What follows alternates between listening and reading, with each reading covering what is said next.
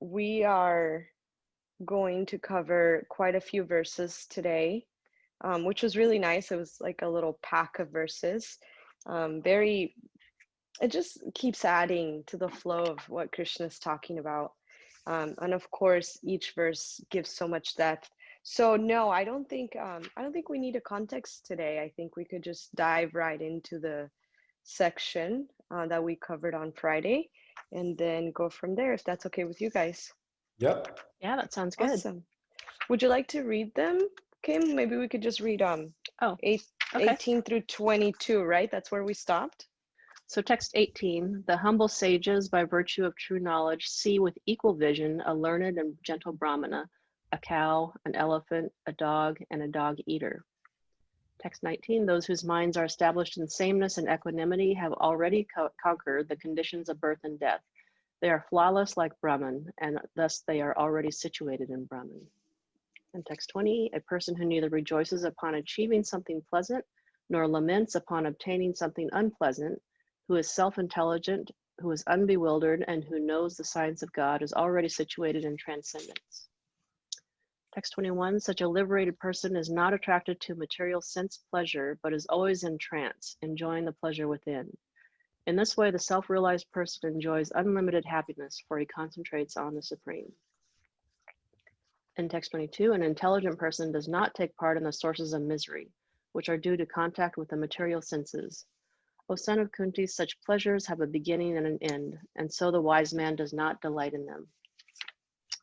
And text 23, before giving up this present body, if one is able to tolerate the urges of the material senses and check the forces of desire and anger, he is well situated and is happy in this world.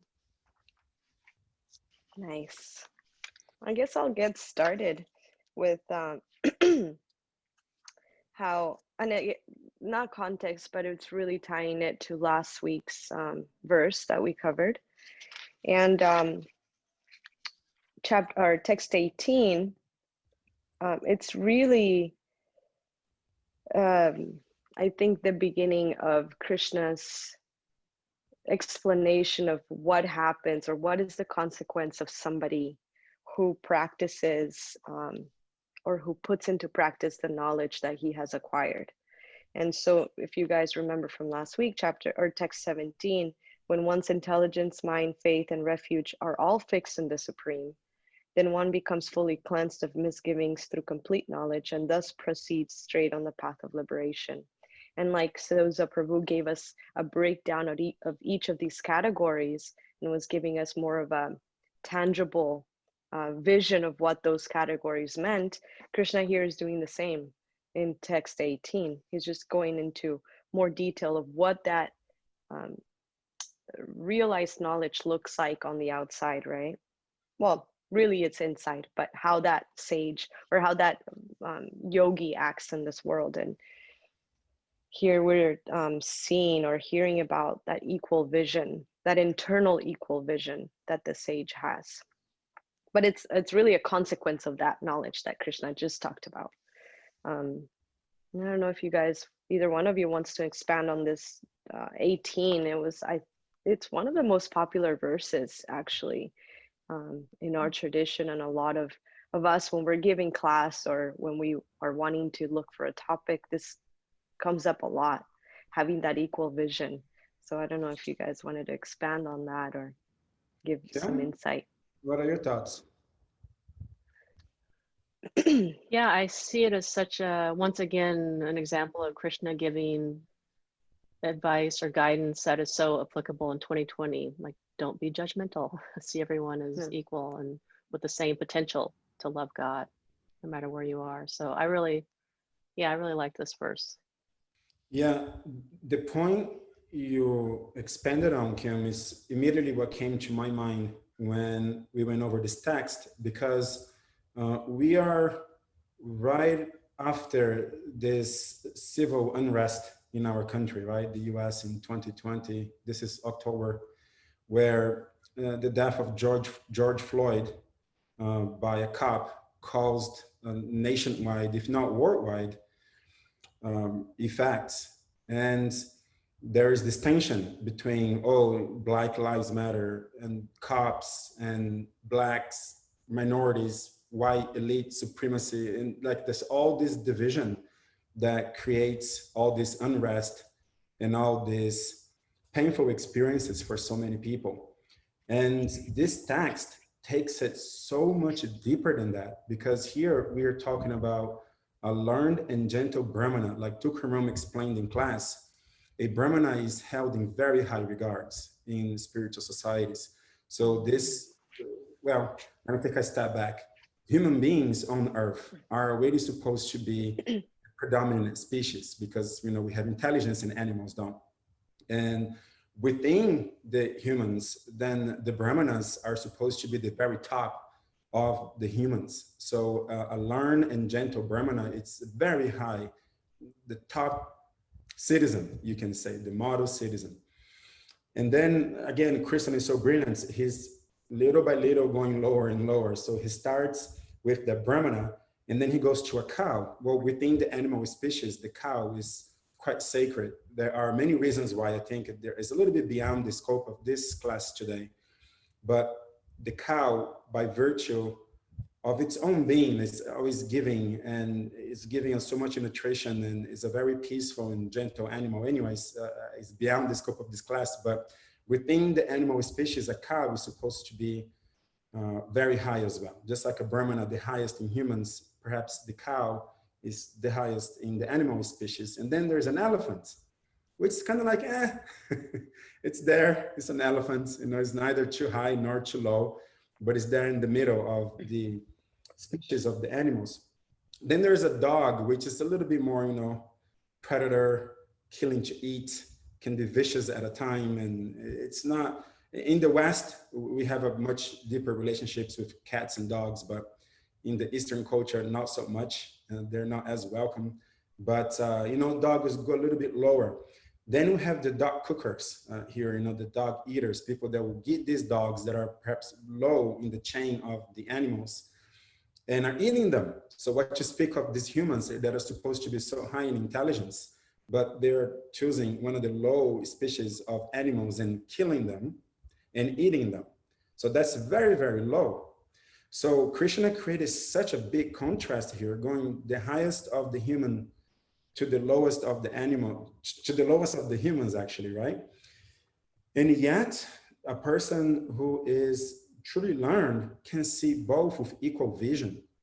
That's a very profound point, like what it is about them that allows them to see this vast difference equally, right? And like Varangi was explaining, it is this intelligence, this spiritual intelligence that Krishna has been elaborated in the chapter coming up to this text that truly allows us to perceive that inside of all of these seemingly different bodies, there is a spiritual soul. And not only that, that spiritual soul, which is our true nature, who we really are, is accompanied by the supreme soul. We call that as Paramatma. I think we haven't covered that as much, so I'll briefly introduce. Paramatma is supposed to be Krishna himself, but localized inside of our hearts, along with us. The spirit soul, who we really are, the geographical location where we find ourselves is in the heart. And Krishna as Paramatma, Krishna is our best friend, so he never leaves us alone. So he's with us through this entire journey. And he does so as Paramatma in our hearts. So in our heart, there's us, who we truly are, the possessor of consciousness, and there's also Paramatma there. So if I am able to recognize that above and beyond all the differences of the bodies, whether it's an animal body or a black body or a white body, Latin body, Asian body, whatever it is, if I can go beyond all that and recognize the soul within, and then also Krishna there, then how much care, how much honor should I have? Because Krishna is actually there. Say, for example, if you go to someone's house who you respect and honor, as you enter that house, you're going to behave accordingly. You're going to respect the rules and regulations. You're going to honor that sacred environment. Well, Krishna as Paramatma in our hearts is essentially in the body as well. You know, in previous texts here, we are describing the body as the city of 9 gates. So we can truly conceive of the body as a place in which people live. In this case, us, the soul, we live there, and we are conscious and aware of our body. But Krishna as Paramatma is also there, but he's also in everybody's body. In previous chapters and podcasts, we described that how Krishna is aware of everybody, but we ourselves, we are only aware of our own body. So that was early in chapter 2, I believe. So if I can recognize that with true intelligence, with true spiritual intelligence, then I'm going to respect each and everybody, even if they look different, because truly it is the possessor of the body that matters, and I can recognize that, and that is of the same quality as not only yourself, but God. And B, Krishna is also there in that body. So I must respect it. If I'm going to respect somebody's home who I honor, what you speak of in that home is actually the supreme person. Then I'm going to respect tremendously. So that is the knowledge that allows these humble sages to see with equal vision the highest of the human beings and all the way down to the lowest of the human beings. Prabhupada also elaborate on this point on the purports of this text. So by being able to recognize that, then I can see all with equal vision. Now, this is an eternal truth. It's not fabricated now. It's not like a neo-spiritualist concept. Krishna spoke Bhagavad Gita 5,000 years ago, saying that to Arjuna 5,000 years ago, hey, but I actually spoke this to the sun god, which goes back millions and millions of years ago. So this is absolute truth, permanent truth, truth that doesn't change. And how practical is Bhagavad Gita? Because now we can go all the way back to the sun god, millions of years ago, all the way to now, 2020. And if I could recognize this truth and see with equal vision a sage and a dog eater, then what kind of issues would we ever had with George Floyd? What kind of issues would we ever have had with discrimination of any kind based on bodily appearances? You would bring about a tremendous amount of peace and trust and respect in all of humanity. So we can talk about very high level concepts of spirituality, and Gita is applicable, and it will take us there.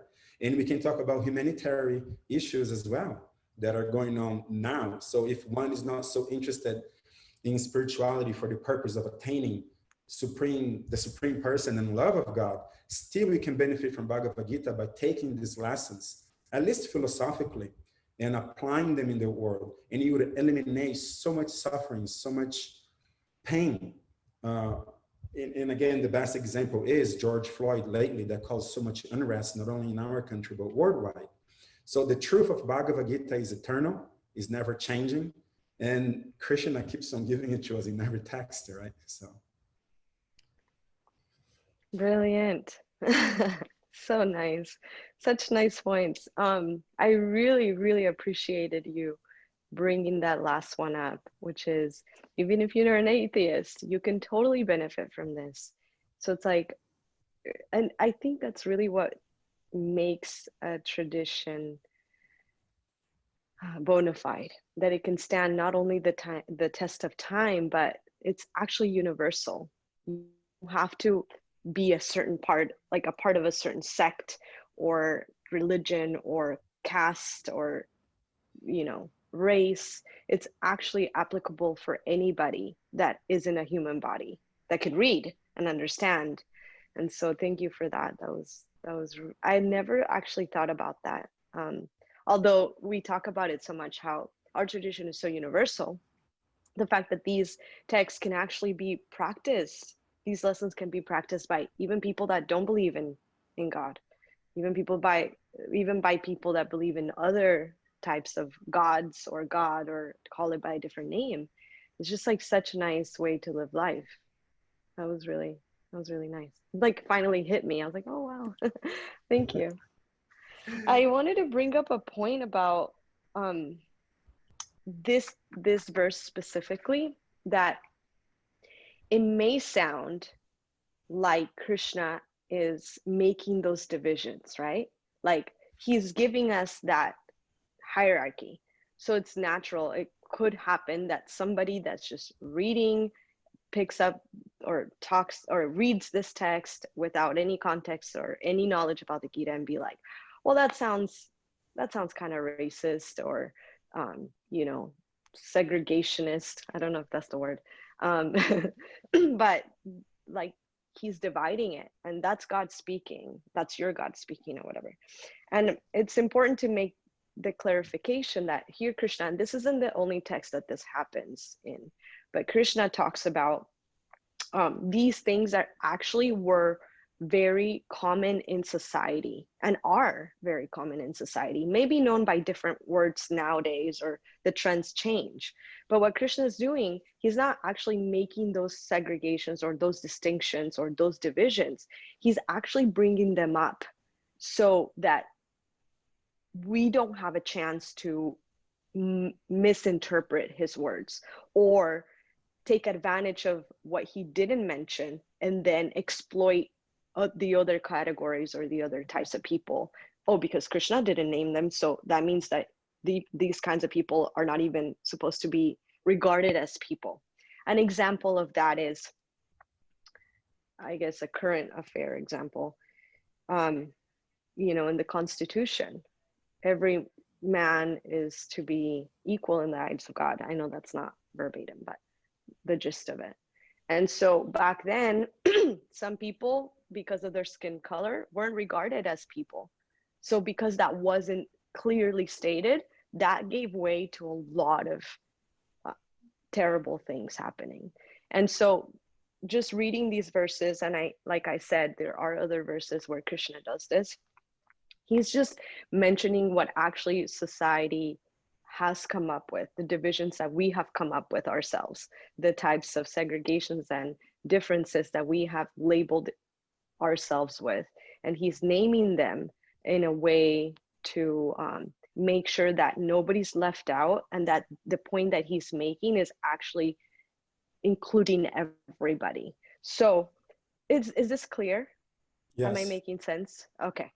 And so here, I know this is something that Tupan Prabhu talked about, and I'm so glad that he did, because for somebody from the West, we're like, dog eater, what the heck? Like, that sounds kind of weird and kind of like, I don't know, like dark stuff. But he made the brilliant point that actually it's not that different than like what we go through here. It's only weird because dogs are like part of our family in the West, and in the East, dogs are kind of like what chickens and cows are for the West. People, some cultures eat them, and they're not a part of their family. They're actually not even allowed to come into their home. And so it's actually the same, but we tend to judge other people by a different standard. It takes somebody that is a little more introspective to realize that, hey, actually I'm eating animals, and animals are the same, and the fact that this one makes a different noise or is in a different body than the other one, it's not, it doesn't make a difference. So it's actually very advanced, I think, of Krishna to name this, to put it on here, and to make it a part of that hierarchy. Because actually, if dog eater sounds weird, we can also just replace it by meat eater, and that's just the same, you know. And that a lot of people, actually most people in the world, sadly, can relate to that label. And so I just wanted to bring that up because I thought it was so important that he just like straight up brought it up, you know. It wasn't like, oh, this is normal. No, because it sounds weird to a lot of us, but it's actually very simple. So like Soza Prabhu talked about, there's a hierarchy, and then dog eater, you can replace it by meat eater, and it's still, actually it applies the same way. So if you're eating meat, yes, you are considered, like, spiritually speaking, and in other ways, a little less advanced. I would say actually a lot less advanced than other people that don't, for several reasons. And I can say this, I came from a meat eating family, and I was a meat eater for a long time. And just being in a path, in a tradition, in a practice that doesn't include that activity has really transformed my life. It's just like night and day. And it wasn't something that happened overnight. It's obviously gradual, but there is a huge difference between the consciousness, the actions, the thoughts, the way we feel, the way we relate to other people and other beings, just from the simple fact of eating meat and not eating meat. And meat doesn't mean like cow, like any flesh of any living entity. That's actually what the term encompasses. I know in some cultures, meat is like, doesn't include fish and it doesn't include chicken and it's only cow, but like, no, actually the term meat eater just means anybody that eats flesh in general. So anyway, I know this is like a bigger topic and maybe we could do something like this where we talk about vegetarianism and really put it into perspective about how it really goes hand in hand with spirituality and it cannot be separated. It actually is really helpful for a spiritual life to be vegetarian. It's also not the all in all, you know, like we've heard so much about. Even the orangutans are vegetarian. They're still, you know, less advanced than a human being. So being vegetarian on its own is not like the all in all, but it is such an important part of a spiritual practice and of our own development as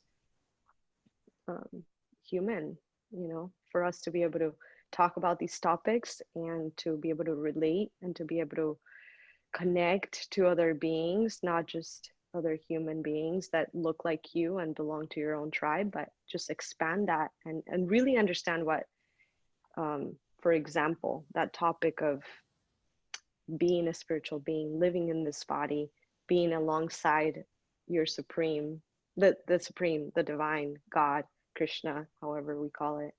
And in this way, being able to live in this world and not become entangled, it's really hard to not really make the connection that it all starts with what we put into this body, because this is where we live.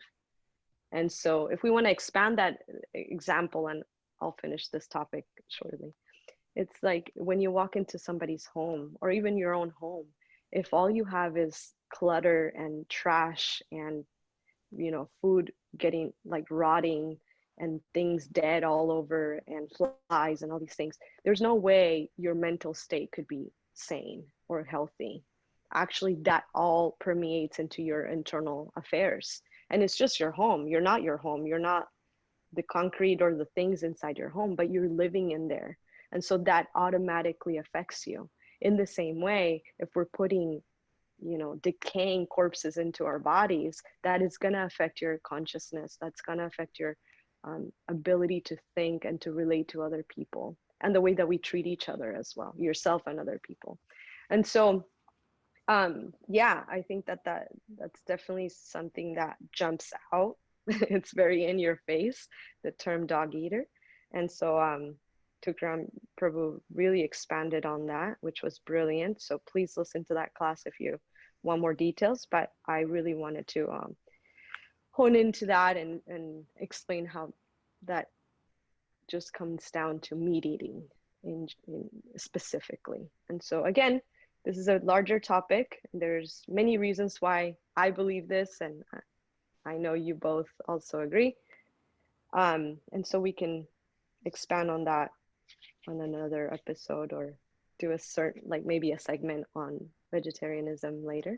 But yeah, that's what I wanted to contribute to this verse. These are excellent points, Varangi, and I'm very happy you brought it up. And for those that are listening to us on podcasts, you cannot see Varangi's face, but I can, since we're recording this via Zoom. And I could sense, Varangi, I can see it in your face, your kindness of not trying to sound judgmental about telling people, you know, if you're eating meat, you're low, which can sound very harsh and judgmental. I can see it in your face that you're stepping around the topic and trying to say it as politely as you possibly could, to not have people perceive us as judging them, right? That we are bad and they're lower because they eat meat. Yeah. So the reason why I'm bringing this up is because I was listening to a lecture by our Gurudev, and he was explaining that, yes, it could be judgmental, but it's also at the same time the most compassionate kind act that we can provide. Because if you are not aware of these points and somebody gently tells you, like you just did, this is the greatest gift. That's because it is the beginning of their enlightenment, is the beginning of their realization. And I just want to rephrase what you said, and I can see your kind gentleness, you know, tapping around the issue, but we are not judging. We are simply presenting to others those truths which have impacted us in our own lives. So it's not coming from a judgmental perspective, it's just coming from a truly compassionate place where we have seen the difference in the lives, not only our lives, but the lives of others. So I want to kind of restate everything you said, but with not thinking, well, others will think we're judging them. It's like, no, we're doing this truly out of I would say service, because others have done to us and we have enjoyed the benefit, and now we feel it is our responsibility to share it with others. And I have an extremely powerful experience with this. I once met a friend of mine who is still a friend of mine to this day, and who was a sincere seeker of spirituality. And like Varangi and like myself, also came from a meat-eating place, meat-eating family. And I must confess, I struggled with letting go of eating meat for a long time. I went back and forth between 6 or 8 months. I couldn't give up permanently. I would give it up for a week and then I would come back. I'd give it up for another week and then I would come back. And it was a ping pong match for about 6 to 8 months until I had finally snapped and I gave it up for good. I turned my back on it and never looked back at it again. But the point I'm trying to say is that this friend of mine, who is quite of a thinker, and he likes to think a lot, that was the only point I made, the brilliant point you brought up, Varangi. And I brought that point up to him from a place of compassion, not compassion because I'm better than you, I'm going to be compassionate towards you because you're lower than me. But no, I have really experienced something high in my life, and I feel like it is my duty to share with others, because by doing so, I'm serving those who gave me that knowledge. And this person in this particular topic was so much more advanced than I was, because there was one conversation. I made this point in about 30 seconds. He asked me, why are you guys vegetarian? My answer was, well, you guys in the West, you have pets, cats and dogs, and you don't kill them and eat them, right? To which he answered, right. I said, so then what's the difference between that and a cow? Why do we then kill and eat cows and pigs and chicken? And that was a 30-second argument, and that was enough for him to give it up all at once, to never look back again. And I know to this day, he's a vegan actually now, and he never again ate it, right? So I wasn't judging him. In fact, he was at my house when we had this conversation, and we were engaging in a not charismatic, in a loving exchange, where my intention was to truly share something that could benefit him. And it was a very easy point to make, and it was only 30 seconds, and he got it immediately. And he became a vegetarian. Today he's a vegan, and he never ate meat again. And I can see the difference that made not only in our lives of Varangi, like you mentioned, but also in his life. So yes, like we're not judging, we're simply presenting the truth that have impacted ourselves. And when I say the truth, I'm not dogmatically making that point. It's scientific. We are explaining here the hypothesis. Now, anyone with a sincere desire to make spiritual progress, try it out, give it up, and you will see the benefits that Varangi so expertly painted. The analogy that she brought up was so expert. What kind of house is that? With flies all around and decaying stuff all around and chaos all around. How can you have peace? How can you have equanimity of mind? You won't be able to. So our body is that sacred temple as well. So thank you for bringing that up, Varangi. It's a very strong point here. Thank you. Yeah, I agree. And I really liked your point, Varangi, about spirituality tied to meat eating. And for me, on paper, I knew about you should be more compassionate to animals, but a lot of it for me had to do with association, where I was just around other meat eaters and the conversation never really came up. You just kind of kept it over there. And coming from the energy healing world, what ultimately got me was the energy of what you're consuming, where this is a being that is murdered in cold blood and all the fear running through their body and through their cells. And for people who are into energy and to the woo-woo universe, and they're so concerned about being around negative energy and you know, keeping their chakras aligned, they don't think about you're eating fear, you're eating pain, you're eating sadness and consuming that into your body. And there's no way your body energetically is not affected by that. So like you said, there are many reasons to not eat meat, and that was one of the compelling reasons for me. But yeah, spirituality is definitely tied to what you're putting in your home, like you said. So really great points that you made. Thank you, guys. You're totally complimenting this point well beyond what I could have. So thank you. And yeah, it's such a big part of our life that it's like impossible to not talk about it. You know, it's so important. And when I say our life, I'm not talking about the Hare Krishnas. I'm talking about humans, you know, and it's amazing. One last point that I want to make about it, which is something that really bumps me out on a daily basis, is, you know, you find people, you run into people, even your own family members. It's like you love them and you want to connect with them because you can see how sincere they are about certain things, or how just good people, you know, you find good people. And it's so simple and it's actually very unconscious, but if they're eating animal like flesh, there's a very basic disconnect that you just can't get over, that you can't go over. And it doesn't happen like I can't hang out with them because they eat meat. It's not like that. At least it doesn't happen like that for me. But there's just a barrier, and I would call that spiritual barrier, where you can't get that close because they just you've, especially if you have eaten meat and you have crossed that, you can really see the stark difference. And it's like, man, if they could just get this one point, you have no idea how much, like how many wonderful things they would experience and how much they could do for themselves and other people. But they're good people. It's like, God, they have everything they need to make that progress. But then it's just that one meat eating thing that's keeping them so entangled, and even their thought process is so like you don't even know where things start and end. And it's so subtle. It's amazing actually how subtle meat consumption actually kills the spiritual progress and process of somebody. But yeah, that's something that bumps me out a lot. It's like, oh man, I wish we can connect, but there are certain things that if you're eating meat, you just can't get, and we can't connect on. And so thank you for bringing up the point and for the reminder that being bold about these things is actually a service.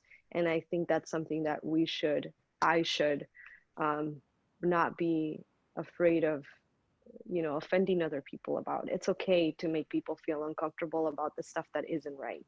Just like George Floyd stuff, you know, it's like, I don't want to be the one person that stands up and speaks up. No, yeah, we should when something is going on that isn't right. And that's not just for a certain group of people, just in general. And that's what it means to live a life of integrity and character, is that you're sharing what you have experienced to be truth, and that has transformed your life. And it's like, what better evidence than your own life, right? And your own example. And so that was a nice reminder. But it is an uncomfortable topic, you know, just like from my own experience with my own family members, it's like, we do not talk about this because it's just like a whole bomb, but it has to be talked about. And so, you know, wherever you're at, you don't have to be an activist for vegetarianism, but at least if you practice it, that's like the biggest thing. I think the biggest way to oppose meat eating is by you practicing it. Even if you never post about it, even if you never talk about it, people see the difference 100%. And the way that you live your life is the biggest, what is it? Testimony. That's a powerful word, right? And so, yeah. I am very conflicted Oh because gosh. on one hand, I want to move on to the other texts because they're, every text is brilliant. I know. But on the other hand, as we are expanding on this topic, there's so much that comes up that I feel that if we don't fully address it, we are jipping somebody who may be listening to us. So I'm just going to stay here. And I know that we are getting to the end of this episode, but Let's do it.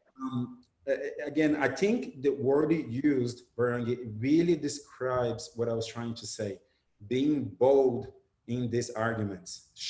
We shouldn't be ashamed or feel hesitant to be bold as we are presenting these arguments, because we're doing it from a place of love. And as I was contemplating this topic, as I was listening to you right now, etc., I just took a look at the verse once again, and it's right there in front of us. The very text that we are reading is stating that the humble, not a judgmental, but the humble sage, the sage is the one that truly has spiritual knowledge, by virtue of true knowledge, sees with equal vision. So we are not, it is not judgmental. We are actually seeing the learned Brahmana and a meat eater with equal vision. However, like Kim so expertly brought it up, there's a difference even in energy. Like we were discussing earlier, these texts of the Gita, they are not just meant for the ultimate spiritual truth. They are also applicable even if you are an atheist, even if you don't believe in God, or even if your conception of God is different than what Krishna represents to us. Still, this truth are verifiable, scientifically speaking. Kim has a lot of experience. She's too humble to actually let us know all the knowledge that she has. But she has an extraordinary experience with energy, and she's highly qualified to talk about this topic. Even from an non-theistic perspective, when you are eating meat, she said it so nicely, you are eating fear, you are eating anger, you are eating violence. And that is doing a lot of harm to you, not only spiritually, but only physically. Think about if you have had the opportunity to know somebody close to you who went through chemotherapy because they had cancer or high cholesterol or whatever it may be, the disease that they may have, in their relationship with their doctors, is the first thing that comes up. You got to let go of eating meat, because it is one of the #1 causes for why you even have this cancer. And it is so related to the energy that Kim was talking about. It's like very scientific. Adrenaline is a hormone produced by the brain when you are in a state of despair. And which bigger despair is there than when you're about to die? And cows nowadays in cow slaughterhouses, they are killed in a very vicious, in a savage way. Sometimes they're put in hot tanks of burning oil. Like imagine how much adrenaline their brain is producing, and it's going directly to their system, to their bloodstream, therefore to their flesh. And then we are eating that. Like I feel that I'm actually going to be dishonoring somebody whom I am having a sincere conversation with if I don't point that out. So to be bold and to recognize that, look, I actually see you with, I mean, I'm not the humble sage that have true knowledge here, but because we've been practicing and associating with people that hold this truth dear to them for more than a decade, I truly can say, I actually, when people come to the temple, let's say first timers coming to the temple, and you know they are eating meat and they're doing all the things that we have vowed not to do, we are serving them more so than the other people that come regularly. We pay them more attention. We cater to them more. We are going to make a point to come and sit with them at the temple after the Sunday feast lecture. We're going to sit down certainly after COVID, we're going to sit down next to you and we're going to start conversations, and we're going to bring you more food, and we're going to be extra friendly to you because of this virtue of true knowledge. We actually see you as equal, right? Because we know that you, even though in this material body, that you are actually the soul within. So that allows us to see you with equal vision, and that Krishna is also there. So it's virtue of true knowledge. That's what we actually see. We see you as equal. But it is also our duty to point out something that can make you better. I think we wouldn't be serving them if we weren't to point it out. The last point I want to make here is that if from a gentle place, right? Like the humble sage, the gentle Brahmana, from that place, from a place that I'm truly trying to share something with you that will help you. If we share that, I would argue that there will be two outcomes and nothing else in between. I'm making like a very hard dichotomy here. Either A, like my friend, who now I have known for probably 14, 15 years, I made that argument in 30 seconds and it completely changed his life for the next 15 years. I can attest to that. Today, he's still a vegan. And I know he'll never go back to eating meat, right? So there will be two outcomes if you bring that up from a really sincere and humble place. Either A, they will recognize it for themselves and it will change their lives. And you have just given them such a beautiful gift, and you have brought forward the teachings of your own teachers. So you're serving your own teachers by expanding on their teachings, like Prabhupada taught us that, first of all, when he first came to this country. But you are also helping them, right?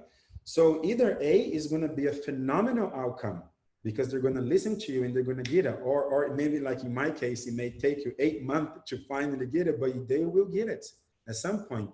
Or B, they're going to automatically reject it. Assume that you are judging them, that, oh, this is nonsense. Or everybody is doing it. Oh, the cow tastes too good, right? In the West, this is what we do here.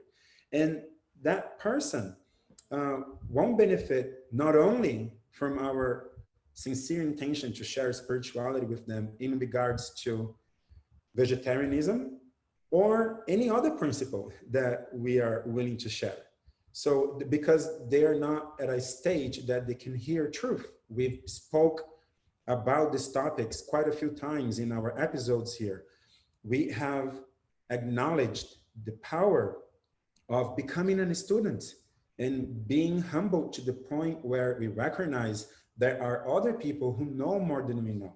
There are other people that can teach us. And if we are in that place, that we accept teachers, we accept that there are spiritual communities that can actually give us something of value, those people will hear immediately. And I would also argue that that is about 80% of everybody. 80% of everybody whom I have this conversation with, either A, became vegetarians, or B, is still like considering, but hey, they're considering. That's already great. Whereas before they weren't. They're already making progress, right? So I think to be bold, mixed with humble, compassion to actually share this truth is our duty. You know, we must share it. And again, Kim, I know you can expand on this point so much more than I can, but even if you're an atheist, if you don't believe in God, or even if God to you is Allah or Jehovah, it doesn't matter because you're still in a physical body. We can observe empirically the scientific truth behind eating meat. It's just not healthy for you. And the energy levels that, the lower energy levels that you're going to be subject to is only going to deteriorate faster your state of mind. And I'm no Kim, you can elaborate this much better than I can, but not even from a spiritual perspective, just physical energy. It's just hurting you, you know? So sorry, we didn't mention that we had a lot of beautiful texts to cover, and we do. We've been talking now for 50 minutes and all we could cover is one text. So I felt like I had to say it again. Well, it's kind of a nice segue because, you know, people sometimes think, oh, spirituality or self-realization is there's such a big divide in where I need to be and where I'm at. And something like giving up meat is such an easy first step, you know, and I like how Tukram Prabhu explained in class where self-realization is just taking one step at a time. And so something that's attainable to you, you know, something that you see someone doing who's close to you. Again, getting back to association, like, oh, people who come to the temple, they see what we're doing and they get excited and inspired. And yeah, I'm going to start cutting out meat. And it starts from there. Yeah. Couldn't agree more. I think this was very necessary. And that's what's so wonderful about our podcast that makes it different from others is that, yeah, we have some structure. Obviously, we're going by Tukram Prabhu's Gita class, but it really is a space where we are coming with anything and everything that pops up in an effort to, you know, give our listeners something to chew on beyond what they could just read on their own or hear from the class themselves. And so I think conversations like these are very necessary and are very natural because they cover so much of not only like the theory of what we're talking about, but really our experiences. And like you said, you know, like we have a pretty wide selection of individuals here, different backgrounds, but gender, ages, experiences. And, you know, the one thing that we have in common is one of the things is our main thing is our spiritual practice, which is why we're doing this in the first place, this podcast. And so I think it's awesome that we could spend a whole episode on just one verse. And we're not even like, it's not, I'm not feeling like, okay, we covered everything. There's nothing else to talk about. It's like, you know, so, which is so amazing. It's like, so thank you so much for feeling conflicted and not just pushing forward, because this really is necessary. And I think especially when we're starting out in our spiritual lives, we need to have these hard conversations, these confronting conversations. This is how my spiritual life started. Somebody, one of our dear friends, actually, he started asking me, okay, you want to change the world? Because I was like, I want to change the world. I want to do something that will leave a huge mark in the world, something good, something to improve the world. And he's like, okay, cool. So you're going to school for international studies and you're studying political science and all these things, economics. Okay, are you vegetarian? And I'm like, what? What does that have to do with anything? I was like actually frustrated. I'm like, what? Like, I never said I was a nutrition, you know, major.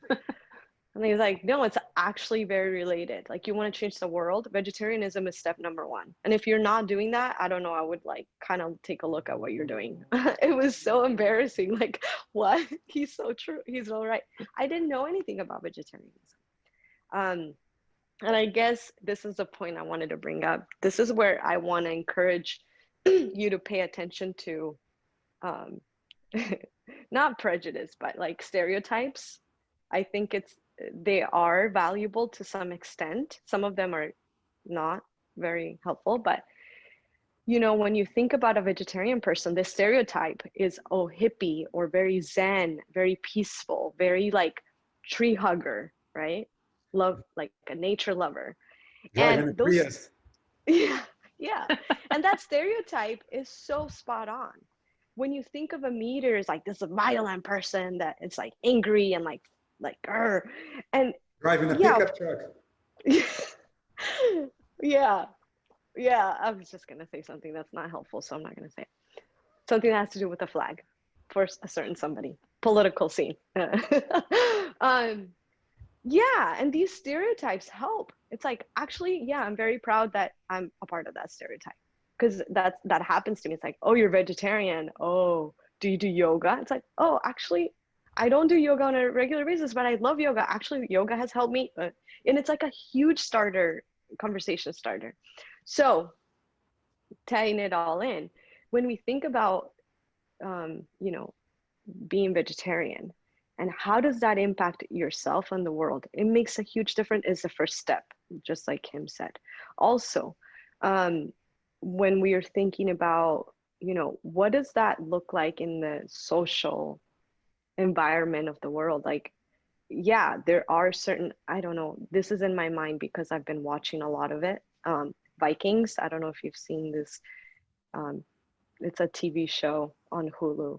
It's actually really intense, but I'm learning a lot about those northern cultures that I didn't know much about. But it's very centered about meat and war and conquering, and like a very strong family and lineage consciousness. And so how that permeates for generations, you know? Anyway, I'm thinking about it and seeing like, oh my gosh, this is so interesting. But the reason why they can really like identify with our body so much is because they are constantly surrounded by death and by animal sacrifices. And this is part of also their spiritual tradition, and animal sacrifices and meat eating and procreation for like very like, you know, to expand your clan or whatever. So it's stereotypical, but it actually makes sense. It's like, oh yeah, anytime there's meat involved, those are the things that come up. When you're vegetarian, when you're practicing things for self-help and self-love and love of nature, usually you're also put into this bucket or this category of like, you're a bit more gentle and zen. And it's a little difficult, you know, for men, I think. And this is where I want to do a little shout out. But if you haven't seen the documentary Game Changers on Netflix, please do. It's an amazing documentary, and it really helps, I think, us understand vegetarianism from a very scientific point, but also, and I know Soza is the appropriate person to talk about this specifically. If you're a man and you're like so concerned about your muscle not, you know, your muscles not being as big because if you become vegetarian, or how your body's going to change and how weak you're going to become and things like that, vegetarianism, we have the answers for all those things. Like Soza has been vegetarian for over a decade, and look how strong he looks. And there's a right way to do things. And I'm just bringing all these points up because I think these are things that people are thinking about. It's like, okay, vegetarian for my spiritual life, but what about my body? Like, what about, you know, how am I going to feel? How am I going to be able to keep my muscles or my physique? Is this healthy? What does that mean in terms of helping the world, the environment? So all these things, please drop us comments if you want to write to us individually, whatever. We encourage questions. We want to get into this topic. We want to answer those questions. These are all questions that we've all had. I've never really worried about the muscle part, but it is there. There is an answer for it. There is a way to do it as a vegetarian. So I just wanted to kind of market that side of our talk for those people, specifically for the male population of the yogis. There is a right way to do it, and to do it with consciousness and for the right reasons. And yeah, vegetarianism is the way to go. Hands down, the best decision I've ever made in terms of health and diet. So that's it. Thank you, Varangi. Excellent points. The Game Changers documentary is certainly eye-opening. The person who currently holds the title of strongest man in the world is a German guy who has been not only vegetarian, but vegan for a really long time. And he's actually considered the strongest person in the world. Oh, wow. So I played basketball for decades while eating meat. And, you know, I was a power forward. Within basketball, it is one of the positions that requires the most strength. You have to be really physical. And I did relatively well, I would say, in my competitiveness and in my strength and my willpower imposing on others. However, And that's when I was, you know, between 18 to 25. So you can say that my prime. Now at 42, you know, metabolism is slowing down. My body is limiting what I can do. But now that I have been vegan slash vegetarian for over a decade, I am stronger than ever before. I feel better than ever before. My muscles are bigger than ever before. Not necessarily that that's my goal. My goal is to just be able to focus during the day and sleep well at night and be in good shape so we can walk really long paths distributing books, etc. But yeah, it's all on a vegan slash non-violent diet, you know. So this topic is perhaps endless. We can continue to speak about this from so many different angles and perspectives. The last one I'd like to make, and I promise this will be the last one, it's a philosophical one, not necessarily spiritual or health-wise. It's purely philosophical. How can we expect peace? I would argue, unless you're a psychopath, you want peace. How can you expect peace if you are participating in violence? And what act of violence is more violent than killing a living thing? Anything that can run for its life, it's conscious enough to feel pain and to desire to live. Certainly that's the case with cows and pigs and chickens and dogs, etc., whatever animal people are eating. Those animals can run for their lives. Those animals, as you were sticking a knife in their throat, they will cry. They will unleash the adrenaline that will give you cancer, etc. So philosophically speaking, how can we expect peace in our lives if we are partaking in violence? It doesn't add up. If we are engaging in violent acts by the laws of karma or the laws of physics of action and reaction, you are going to experience more violence. So that's, I made a promise, so I'm representing the Vaishnavas here, so I can't break my promises. So this is the last point I'll make.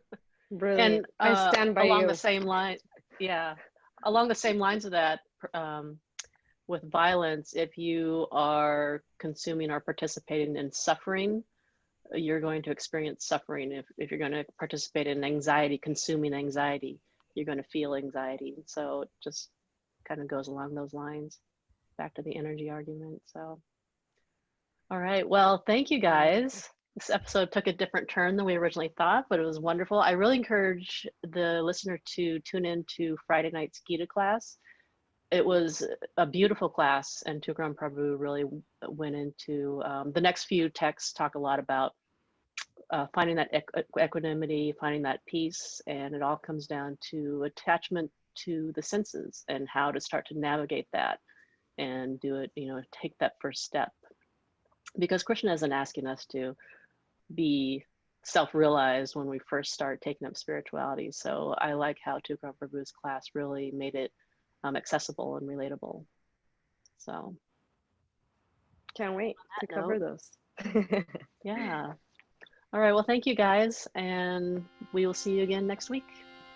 Haribol. Hare Krishna.